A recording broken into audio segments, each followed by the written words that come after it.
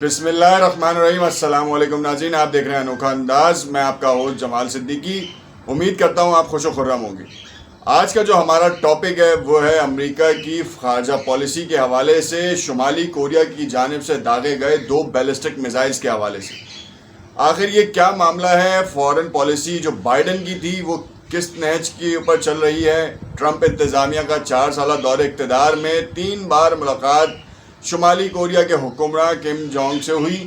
اور ان سے کوئی خاطر خواہ مذاکرات نہیں ہو پائے۔ سن 2019 میں کہا یہ گیا کہ اتنے قریب آ گئے تھے معاملات کے حل کے لیے کہ بس صرف سائن ہونا باقی تھے، مگر یہ بات اس وقت رک گئی۔ آخر اس کی کیا وجہ ہے ہم یہ جانیں گے۔ دوسری طرف جاپان اور ساؤتھ کوریا کی طرف سے جو ہے شمالی کوریا کی جانب کیا بات کی گئی ہے اور اس وقت بیلسٹک میزائل کے حوالے سے کیا اپڈیٹس ہیں، اور خاص طور پہ ہم یہ بھی آپ کو بتائیں گے کہ شمالی کوریا کی کیا طاقت ہے، کتنی اس کی پرسنل فوج ہے، کیا ان کے پاس میزائلز ہیں، ٹینکس کتنے ہیں۔ یہ تمام معلومات آپ کو ہم اس ویلاگ میں بتائیں گے، اور اس وقت بتائیں گے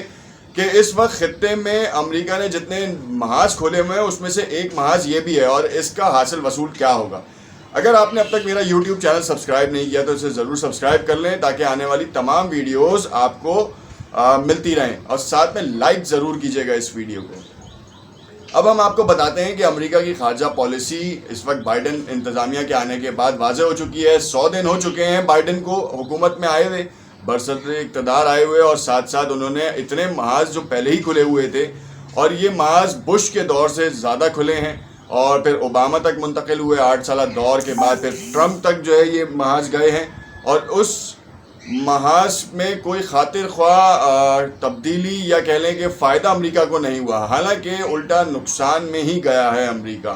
مگر پھر بھی خطے میں اثر و رسوخ ظاہر کرنے کے لیے، ساتھ میں چائنا کے اثر و رسوخ کو توڑنے کے لیے اس نے ہر جگہ اپنے پاؤں پھیلانے شروع کیے، اور ہر جگہ کی اپنی ایک سیاست ہے، اور اس سیاست کو توڑنے کے لیے اس نے اپنے تمام جال بچھائے ہیں، یا شاطرانہ چالیں چلتا رہا ہے اپنے اتحادیوں کے ساتھ مل کے۔ اس وقت جو ہم جس خطے کی بات کر رہے ہیں اس میں جاپان ان کا سب سے بڑا اتحادی ہے، اور ساؤتھ کوریا ان کا سب سے بڑا اتحادی ہے، اور کہا یہ جا رہا ہے کہ شمالی کوریا جب سے آزاد ہوا ہے اس وقت سے امریکہ کے ساتھ جنگ میں کہیں نہ کہیں مصروف ہے، چاہے وہ لفظی گولہ باری کہہ لیں آپ، یا پھر ان کے مفادات کو کسی بھی طور پر قبول نہ کرنا اور نقصان پہنچانا شمالی کوریا کی عادت سی بن گئی ہے۔ شمالی کوریا کے ابھی حالیہ حکمراں کے والد صاحب سن 2011 میں ہارٹ اٹیک کے ذریعے اس دنیا سے کوچ کر گئے۔ اس کے بعد ان کے بیٹے کم جونگ آئے، اور ان کی طرف سے وہی پالیسیز اور وہی اسٹانس رکھا گیا ہے کہ شمالی کوریا کو اتنا طاقتور کیا جائے، اور خاص طور پہ نیوکلیئر بم کے اوپر کام کیا جائے۔ مگر آپ کو بتائیں کہ سن 2017 میں ہائیڈروجن بم بنانے والا شمالی کوریا، اس کی طرف سے یہ واضح اشارہ تھا کہ ہم اپنی دفاعی صلاحیت کو ناقابل تسخیر بنانے کے لیے جو کچھ ہوا وہ کریں گے۔ اور ساتھ میں سب سے بڑی بات آپ کو میں بتاؤں کہ عوام کا ان کا بڑا جو ہے سپورٹ رہا ہے، ان کی عوام کا ان کے ساتھ۔ تو اسی وجہ سے اس وقت کے حالیہ حکمران شمالی کوریا کے وہ کسی بھی معاملے میں اس طرح سے پیچھے نہیں ہٹتے، اور ہمیشہ کی طرح وہ اس بار بھی انہوں نے 2 بیلسٹک میزائل کا تجربہ کیا ہے، اور ان 2 بیلسٹک میزائل کے تجربے کے بعد جاپان کی طرف سے سخت مخالفت کی گئی ہے، اور کہا گیا ہے کہ اس بار ہم نے متعدد بار شکایات درج کرائیں، UN کی طرف سے شکایات درج ہوئی۔ امریکہ جو کہ عالمی سپر پاور ہونے کا دعویٰ کرتا ہے، اس نے شمالی کوریا کے اوپر سینکشنز امپلیمنٹ کی، مگر شمالی کوریا کو کوئی فرق نہیں پہنچ رہا، اور خطے میں امن کا جو توازن ہے وہ بگڑتا دکھائی دے رہا ہے، جس کی وجہ سے جاپان نے سخت موقف اختیار کیا اور کہا ہے کہ ہم بہت جلد شمالی کوریا کے اس اقدام کے خلاف کارروائی کریں گے اور مزید سینکشنز کی امپلیمنٹیشن کریں گے، اور جس میں ہمارے اتحادی ہمارے ساتھ ہوں گے۔ اب ہم آپ کو بتائیں کہ اس وقت شمالی کوریا اور جنوبی کوریا کی جو اس وقت کی مین پاور ہے، جو سب سے بڑا دونوں کو خطرہ ہے، کیونکہ شمالی کوریا کو کہا یہ جاتا ہے کہ چائنا کی سب سے بڑی سپورٹ ہے، اور چائنا کے ہی بلبوتے کے اوپر وہ عالمی اداروں کو اور خاص طور پہ عالمی سپر پاور کو آنکھیں دکھانے سے گریز نہیں کرتا۔ اس وقت 37 آفیشیل جو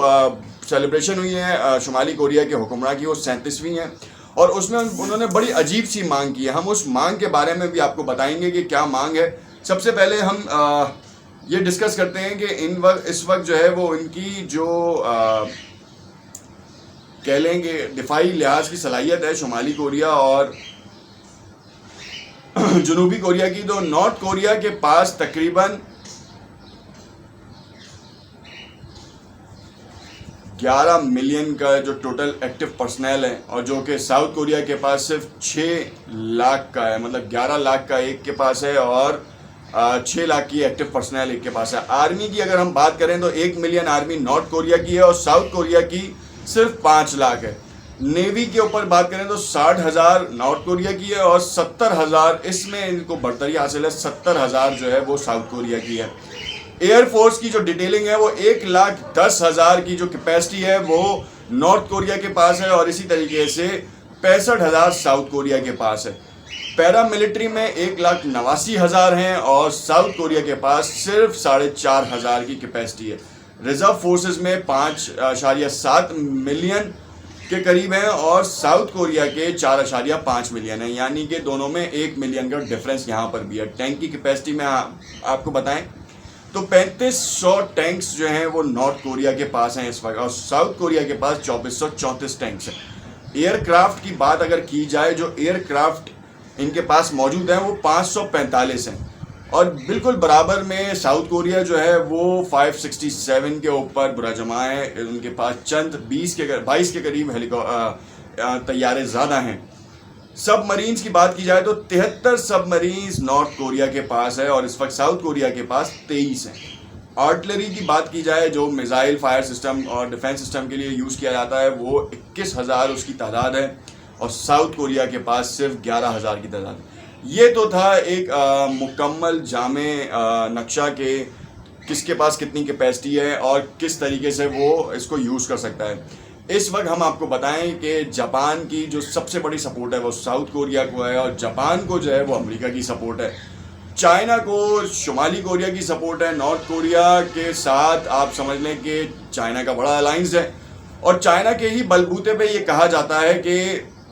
ان کو جو ہے وہ سپورٹ ملتی ہے اور اسی وجہ سے وہ بات کرتے ہیں اور نیوکلیئر اور بیلسٹک میزائلز کا تجربہ کرنے میں ان کو سب سے زیادہ چائنا کی ہیلپ ملتی ہے۔ ہم آپ کو بتائیں کہ امریکہ کے لیے سب سے زیادہ درسر بننے والے 2 ملک ہیں جو کہ جوہری ہتھیاروں سے اپنے آپ کو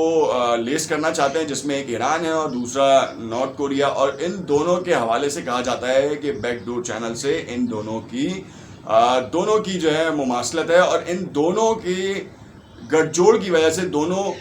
آگے بڑھ رہے ہیں اور نیوکلیئر بیلسٹک میزائل تک آ چکے ہیں۔ اور تو نارتھ کوریا تو اس وقت آفیشلی اس نے ہائیڈروجن بوم جو ہے وہ ٹیسٹ کیا ہے اور اسی ٹیسٹ کے بعد UN کی سینکشنز اس کے اوپر امپلیمنٹ بھی ہوئی تھی، پہلے ہی بڑی سینکشن ان کے اوپر امپلیمنٹ ہوئی ہیں۔ دیکھنا یہ ہے کہ کم جونگ امریکہ کی جو نئی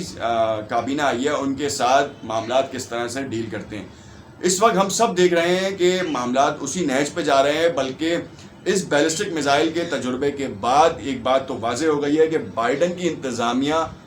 بالکل اسی نقشے پہ، اور میرا خیال ہے کہ ہماری ذاتی رائے یہ ہے کہ اس وقت افغانستان کا محاذ ہو، ایران کا محاذ ہو، عراق کا محاذ ہو یا وینزویلا کا یا ویتنام کا، ان تمام محاذوں پہ امریکہ کو شدید ترین نقصان سے دوچار کرنے والی سابقہ حکومتیں،